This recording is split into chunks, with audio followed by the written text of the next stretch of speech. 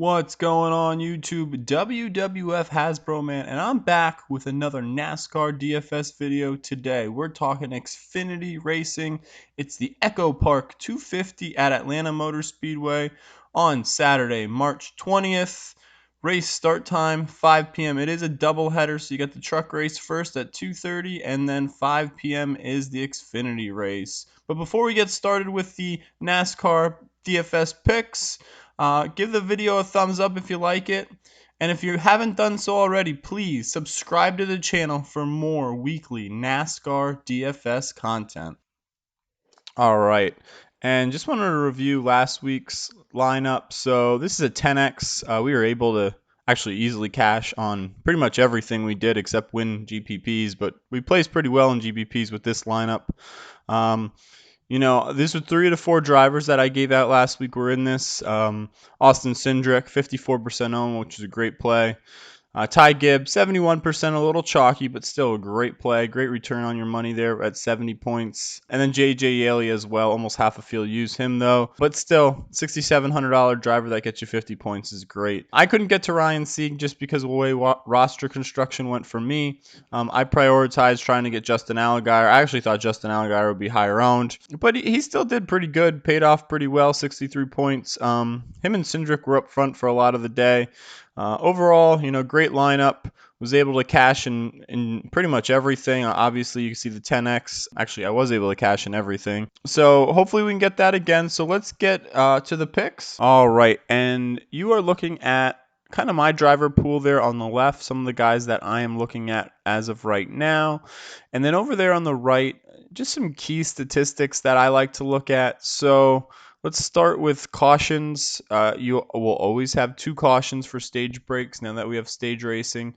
So if you subtract that off the 4.8 average, you're looking at about 2.8. So about 3 cautions for accidents and incidents, which is not a lot at all. That is the average here. The driver that leads the most laps, you can see at this point he's about 106 is the average. We're going to have 163 total laps. So that can kind of put that a little bit into comparison there for you. And then second most about 28, third most 18. So it's really it's one dominator, and that's been the trend here for what, 3 of the last 5 years. You have a pretty big leader. Now I highlighted the winners. I typically don't, but I thought this was interesting because of how strong the drivers were. It was Cup drivers coming down to Xfinity. AJ, a former Cup driver, and Christopher Bell, who became a future Cup driver when he was in 2019. Those have been some of the past winners. So let's go through drivers, some of my favorite picks. All right, so my first driver, I don't really need to say too much, but I am still going to talk about him, Martin Truex Jr. So he's too cheap. I mean, pricing is wrong here. 11,300. This should be a $14,000 price tag. Look what we get when Kyle Busch comes down to Xfinity or when Kyle Busch comes to trucks. Martin Truex is just as good as Kyle Busch right now. Maybe not 2 years ago you could say that Kyle was on fire, but as of right now, Martin Truex is just as good, if not better, than Kyle Busch, in my opinion. So Martin Truex at Atlanta, he's second in the Cup Series, and we're talking Xfinity here. So in the Cup Series, in the Elite Series, he's second only to Kevin Harvick. Let me just pull up. So driver averages here. This is another really useful site that I like to use. So when you go through here, you can see this is only the last 3 races. You can see Kevin Harvick. He has, the best average, but right behind him, Martin Truex. 3 races, 3 top 5s. That's pretty damn good. So he can do that at the Cup level. So this is now the Xfinity level. I think Martin Truex is a smash play. Bearing, an accident or just some unfortunate, incident or bad pit strategy, I think he's going to be a great play. He's in the Gibbs car, the 54 Gibbs car this week. So, he's in good equipment. I'm not going to say too much more. Lock Martin Truex in. I think he's a great play this week at only 11,300. All right, and next up, we're going to take a look at really 2 drivers here. I'm going to highlight Ryan Sieg, and I'm going to say Ryan Sieg is the pick. He's probably who I'm leaning towards. I think he will be a little bit chalkier than Michael Annett, as you can see the other driver highlighted. But Ryan Sieg, I feel like, has a giant asterisk behind him. I feel like both of these drivers can get you the same finish, right outside that top 10. Michael Annett, maybe he's a little bit more likely to sneak into the top 10. He's in better equipment in junior motorsports, which is essentially Hendricks. But Ryan Sieg starts 35th, so he can gain you 8 more place differential points. Now, another factor is Ryan Sieg is $400 more. But Ryan Sieg is a terrible luck this year, and typically I'd overlook that, but I almost don't know that I feel like I can this week, and that's why I wanted to put Michael Nett here too.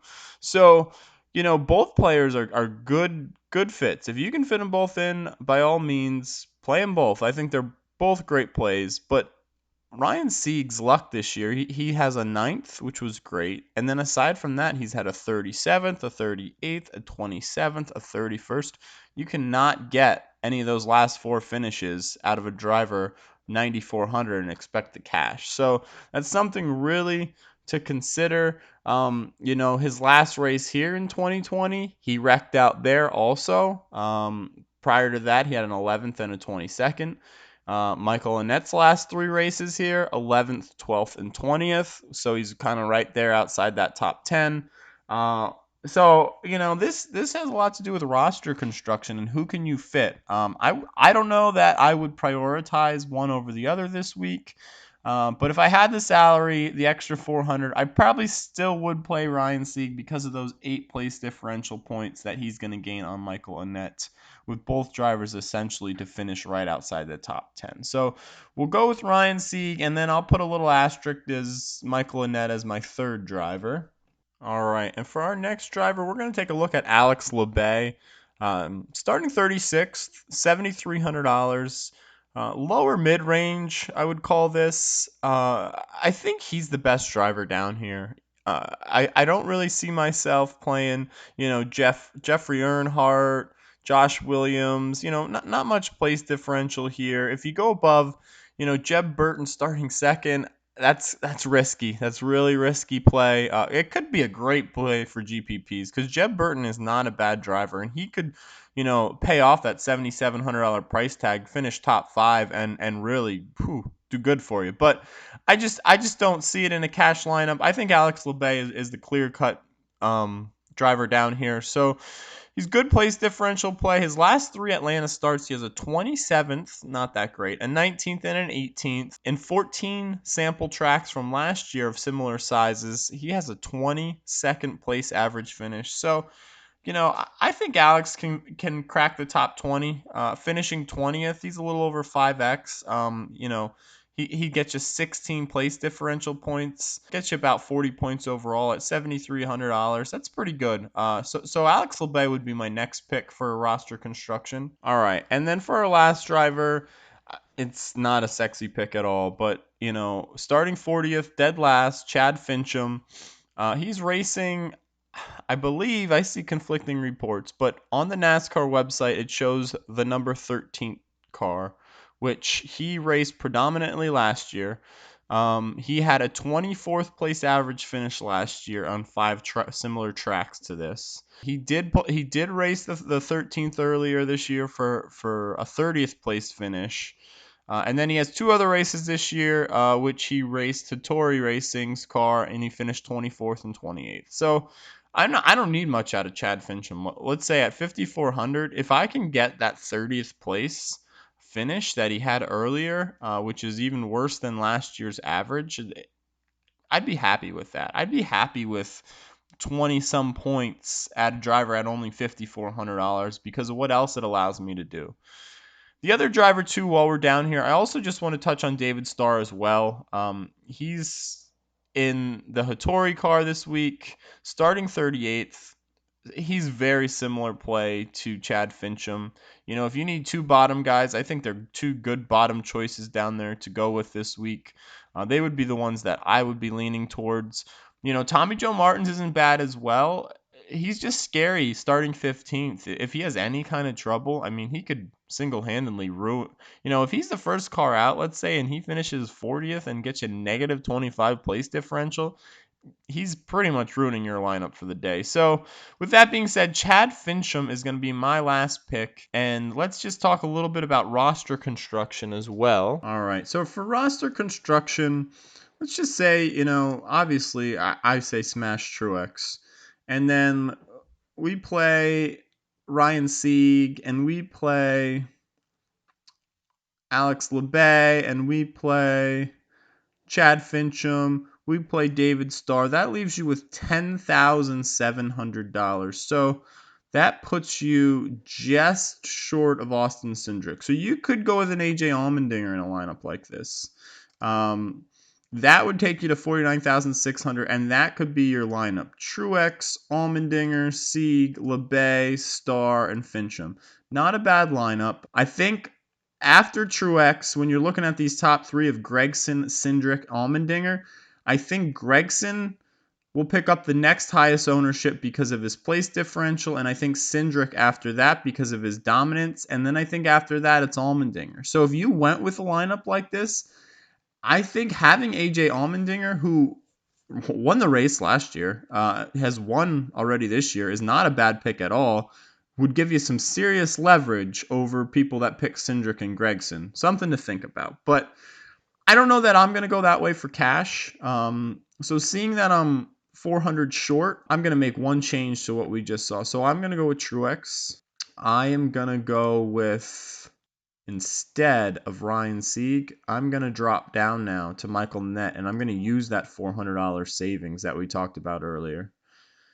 And then I'm going to go down to Alex Labbe, and I still like David Starr and Chad Fincham, thus now leaving me $11,100, enough for Austin Cindric. So Austin Cindric would then be my second driver, with hopes here that Cindric's going to dominate early, and I can pick up those dominator points early, and then Martin Truex will get up late, and it's going to be a Cindric-Truex race. Austin Cindric, it's always scary playing the guy starting first because of place differential, but this guy's on fire this year. He has his last 5 in order. He won last week. Then he has a 4th, a 6th, a 2nd, and a 1st. That's a 3rd place average finish. This guy's starting up front with Jeb Burton in 2nd. I don't think Jeb is going to be the contender off the front row. Allmendinger could give him a run for his money and mess things up, but, that's the risks you got to play when you play DFS. So, for roster construction, that's something that I'm heavily looking at right now. But that's going to be it for the video, guys. So if you like the video, please give it a thumbs up. Your support means a lot to me. Any questions, comments, please feel free to leave them below. And be sure to subscribe to the channel for more weekly NASCAR DFS videos.